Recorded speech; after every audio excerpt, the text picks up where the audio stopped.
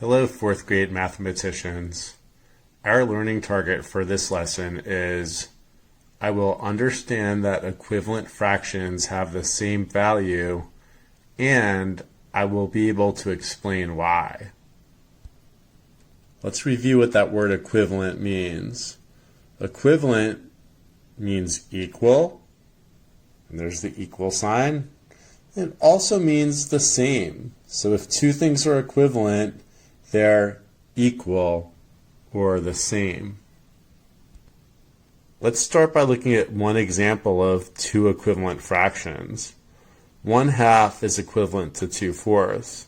So if you look at the first model, you can see that that is a model of 1/2. And if you look at the second model, you can see that we have two parts shaded in. That's our numerator 2 out of 4 parts. So it's 2/4. So what did we do to get from 1/2 to 2/4, and why are they equivalent? Well, if you compare those two models, you might see that the same amount is shaded in. You can kind of see the 1/2 in both of those models. But then we took that second model and drew a dotted line and divided it into 2 times more parts. So instead of just having that one part that's shaded in, we now have 2 parts that's shaded in. Instead of just having 2 parts in the whole, we now have 4 parts in the whole. So what we really did is we multiplied the numerator 1 and the denominator 2 by 2 halves. We multiplied it 1/2 times 2 halves. And we can also look at it that way, 1/2 times 2 halves. And when we did that, we got 2/4. Another way of saying that is we broke the one part in the numerator into 2 times more parts. We broke the 2 parts in the denominator into 2 times more parts. And when we did that, we got the product of 2/4. So when we broke the numerator into 2 times more parts, instead of 1 it became 2, and we broke the denominator, the whole, into 2 times more parts, instead of having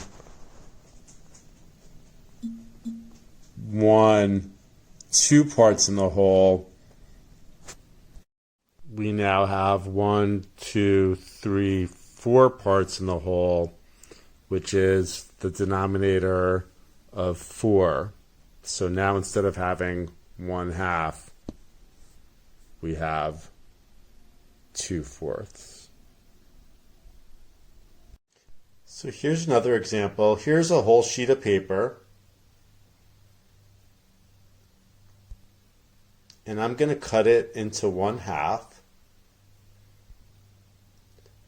So even though I cut it into actually 2 halves, but here I have 1/2 on the left, I still have the same amount of paper, right? It hasn't changed. And just to make this example a little more clear, the paper I have on the left-hand side here, I'm going to keep. And the paper I have on the right-hand side there, I'm going to throw away. So I had that 1/2 on the left side, but now I've cut that into 2 times more parts. So the amount that I'm going to keep is 2 out of 4 total parts. So now it's 2/4. But 1/2 is still equivalent to 2/4 because the amount of paper that I have in the whole hasn't changed, and the amount that I'm going to be throwing away, those 2 parts out of the 4 parts, the 2/4, it actually hasn't changed. It's just broken up into more smaller pieces. So keep noticing what happens each time I cut the paper. This is 2/4. I'm going to be keeping 2/4 of the paper. Now notice I've actually cut the paper into 2 times more parts than what I just had. So now if we look at the left, there's 4 pieces, and the whole has 1, 2, 3, 4, 5, 6, 7, 8. So the fraction of paper that I'm going to keep is 4 out of 8 pieces. Let me make that a little bit more clear. 4 pieces out of 8 total pieces. But the amount of paper that I'm going to keep hasn't changed. It's just been cut into more smaller pieces. It's still the same amount of paper. It's still that original 1/2 that I'm going to keep and not throw away. That hasn't changed. It's just been broken up into 4 times more pieces. So now I'm keeping 4/8 of the paper, but it's still the same amount of paper that I'm keeping and the same amount of paper that I'm not going to keep. So now I've cut the paper into 2 times more pieces. And again, the paper on the left I'm going to keep, and the paper on the right I'm going to throw away. So the amount I'm going to keep, it's still the same amount of paper, that original 1/2, but it's been broken in or cut into more smaller pieces. So let's count how much I have on the left there. 1, 2, 3, 4, 5, 6, 7, 8. That's our numerator. That's the amount I'm going to keep. And let's count the total number of pieces in the whole. 1, 2, 3, 4, 5, 6, 7, 8, 9, 10, 11, 12, 13, 14, 15, 16. So I'm going to be keeping 8/16 of the paper.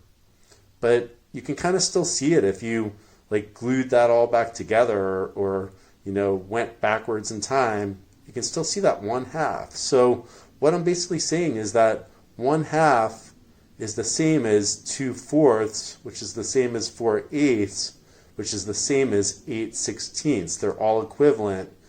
No matter how many smaller pieces I cut that 1/2 into on the left, the paper I'm going to keep, it's still the same amount of paper I'm going to keep. It's the same. It's equivalent.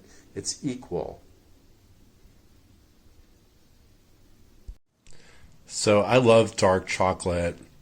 Along the same lines as what we just saw with the paper, I am going to eat 1/3 of this chocolate bar. It's dark chocolate, and I'm really excited to be able to enjoy the dark chocolate and to teach about equivalent fractions at the same time.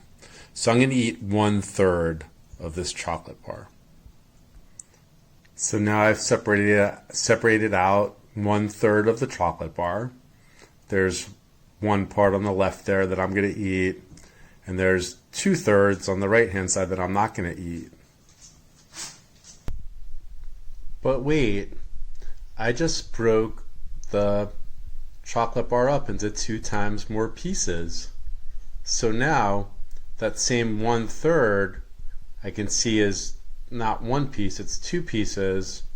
And I can see there's 1, 2, 3, 4, 5, 6 pieces in the whole. So that's our denominator. So that 1/3 has now become 2/6.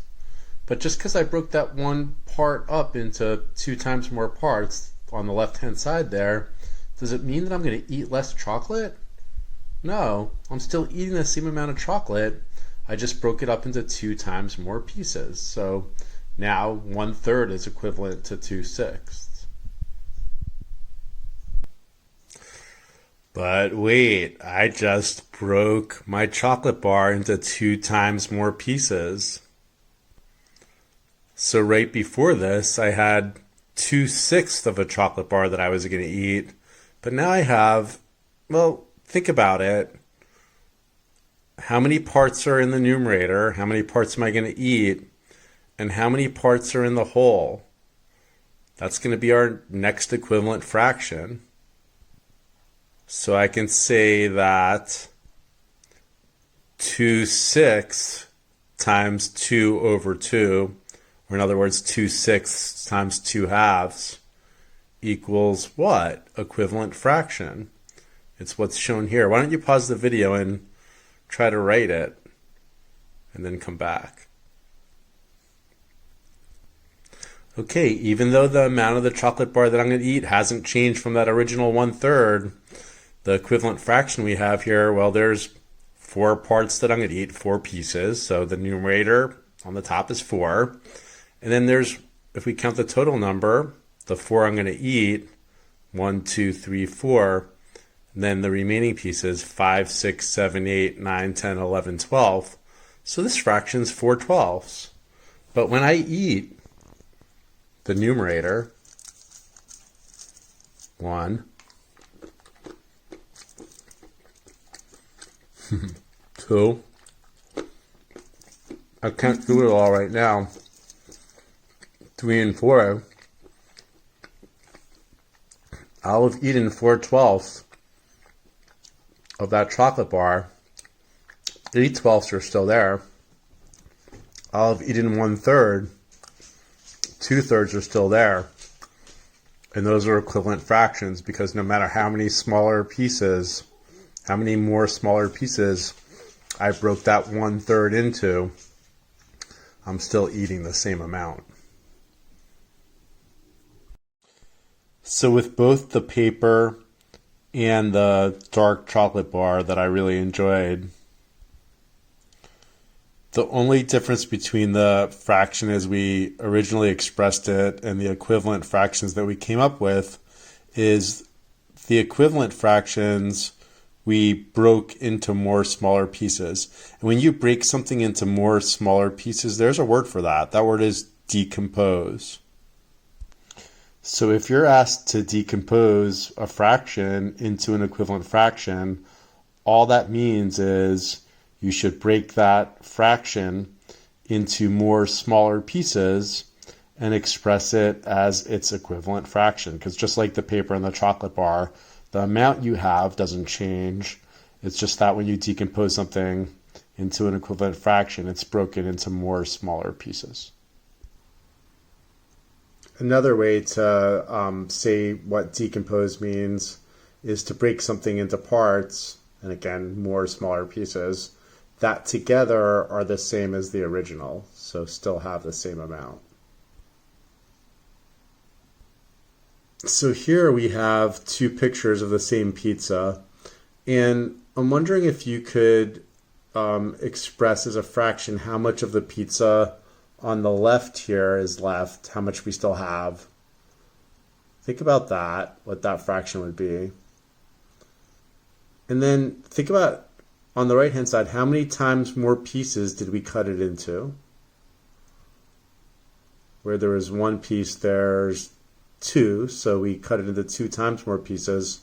Do we have a different amount of pizza on the left and right or the same amount? So that means that 1/2 times 2/2 equals 2/4. So remember in our last lesson and the lesson before that, I mentioned whenever you multiply a fraction by the same numerator and denominator, you get an equivalent fraction, and that they're the same amount. And so try to remember how we express 3/10 as a fraction with a denominator of 100. That's right, we multiplied it by 10/10, and we got the equivalent fraction of 30 hundredths. And over again in the last couple lessons, we recognize that 3/10 is 30 hundredths. But let's look at another example and try to figure out why that's true. So let's start with the fraction 2/5, and let's figure out how we can create an equivalent fraction with a denominator of 15. In other words, instead of having the whole broken into 5 equal parts, the whole is going to be broken into 15 equal parts, but still that fraction with a denominator of 15 is going to be the same amount equivalent to the fraction 2/5. So how are we going to do that? 5 times what is 15 in the denominator? That's right, 5 times 3 is 15 in the denominator. If we're going to create an equivalent fraction to 2/5, we have to multiply it by the same numerator and denominator. So 2/5 times 3/3 is equals 6/15. So 2/5 and 6/15 are the same amount. So we started with 2/5, and this model represents 2/5. We have 5 parts in the whole, and 2 parts are shaded in. And then we found the equivalent fraction of 6/15, but what did we have to multiply 2/5 by? 3/3, which means we broke our whole up into 3 times more parts, and we broke the amount that we have up into 3 times more parts. And notice when we took our fraction that showed 2/5 and we decomposed it into 3 times more parts, in our numerator, the amount we now have 1, 2, 3, 4, 5, 6 parts, which goes along with the numerator there. Because we multiplied the numerator times 3, we created 3 times more parts there. But we also decomposed the whole into 3 times more parts to get 15 parts in the whole. So let's count the number of parts in the whole. And this is really important that you understand this. The whole doesn't just include this part, it's the whole thing, right? So those 15 parts are 1, 2, 3, 4, 5, 6, 7, 8, 9, 10, 11, 12, 13, 14, 15. And that's our denominator in our equivalent fraction. So this now shows 6/15. And that's why you have to multiply the numerator and denominator of the fraction that is originally expressed by the same numbers. So here times 3/3, because you're breaking both the numerator and denominator, or said differently, you're decomposing both the numerator and denominator into 3 times more parts to get your equivalent fraction here, 6/15. And here that's what we did. We decomposed both the numerator, the shaded part, and both the denominator, the whole thing, into 3 times more parts. So we can take any fraction, and as long as we multiply it by another fraction that has the same digit in its numerator and denominator, we're going to come up with an equivalent fraction. Now we may get to a point where it's hard to draw on a model, but think about what fraction you would multiply 4/6 by in order to find an equivalent fraction.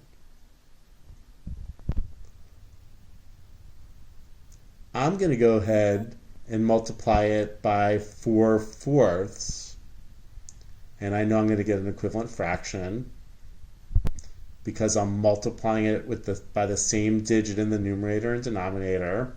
And when I multiply it by 4/4, I'm going to be decomposing 4/6 into 4 times more parts, both the part that we have and both the number of parts in the whole. So there's 4/6, and we've decided to decompose the numerator and denominator into 4 times more parts. And when we do that, we should get the equivalent fraction 16/24. So to decompose 4/6 into 4 times more parts, I'm going to want to draw 3 dotted lines going across, just like that. And if you count up the number of parts that we have, you'll come up with the numerator 16. And if you count the number of parts in the whole, you'll come up with the denominator 24. So this model now represents 16/24, still the same as 4/6. And now I want to think about how we're going to start talking about this, because all we've done, the only difference is we've decomposed 4/6 into 4 times more parts. And there's more smaller parts now, but the amount we have is still the same. And I think we're going to use this sentence frame. So take a look at it. Blank and blank are the same amount. They're equivalent.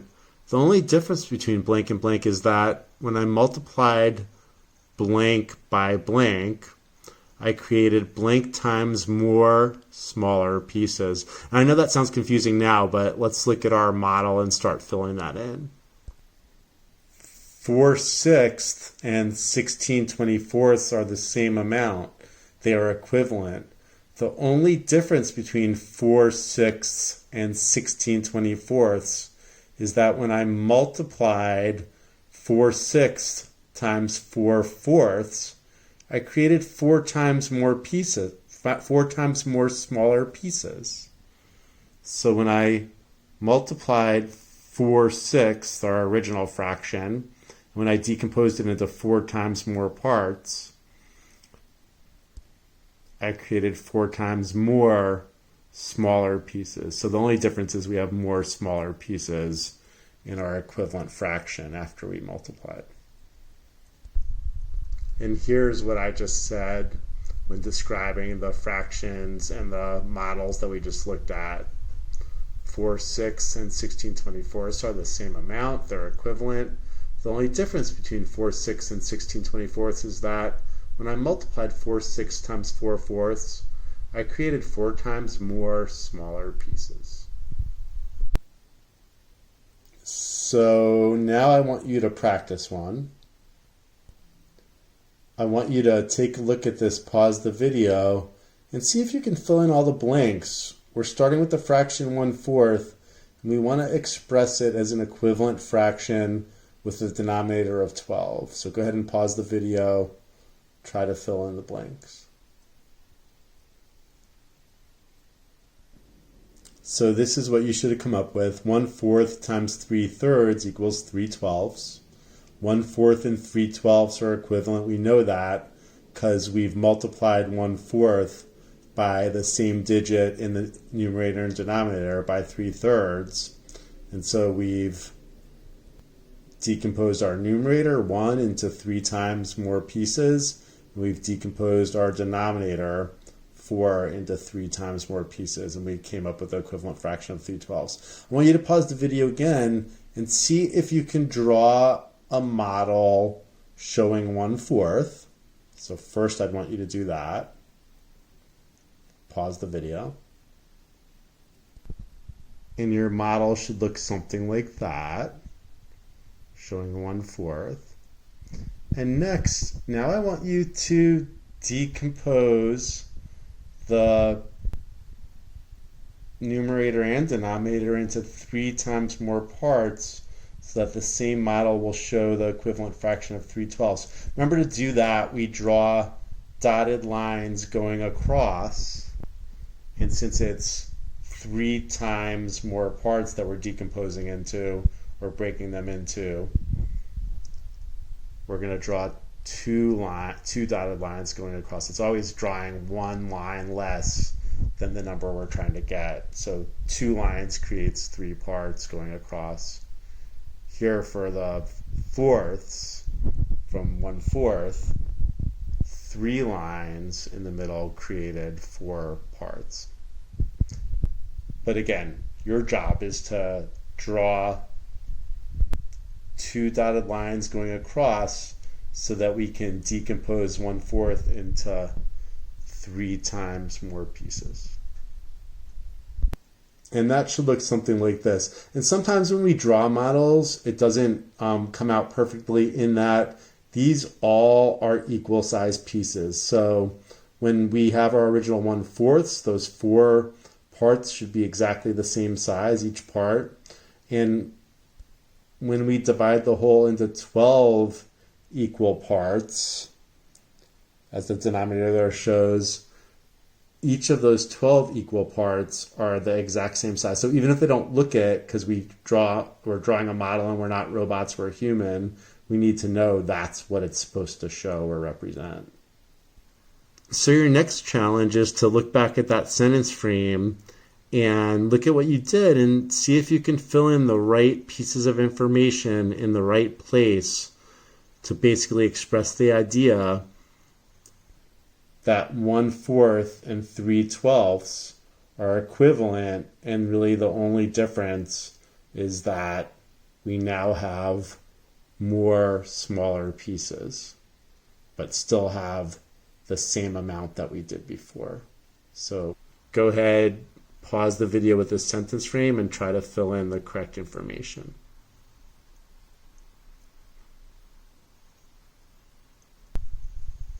And this is what you should have come out with. 1/4 and 3/12 are the same amount. 1/4 and 3/12 are the same amount. 1/4 and 3/12 are the same amount. They are equivalent, which means the same thing, right? They're the same amount, they're equivalent. The only difference between 1/4 and 3/12 is that when I multiplied 1/4 by 3/3, when I multiplied 1/4 times 3/3, I created 3 times more smaller pieces. I created 3 times more smaller pieces. And again, if you look at that part that's shaded in, it used to be 1, now it's 3. 1 times 3 is 3.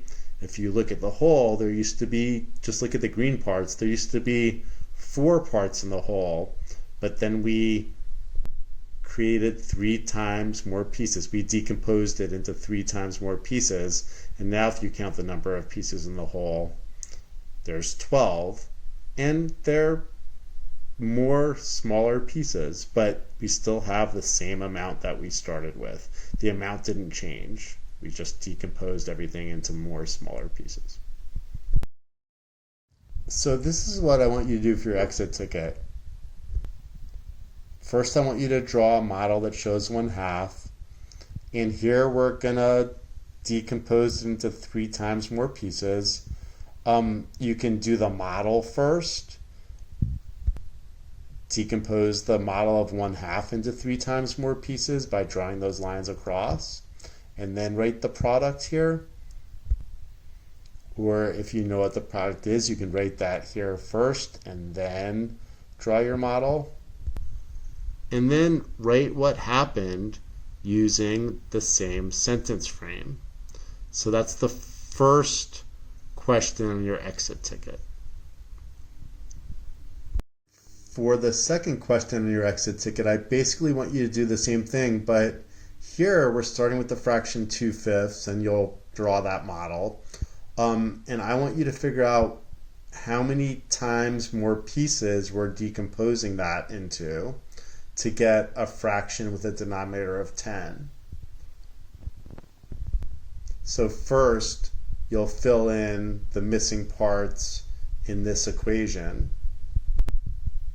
Then you'll draw a model showing that. And then you will explain what happened, why those fractions are equivalent, by using the sentence frame and filling the correct information in the correct spaces. So you'll basically write it. So the sentence frame's here for you, but you're going to write everything and just fill in the missing pieces as you write it.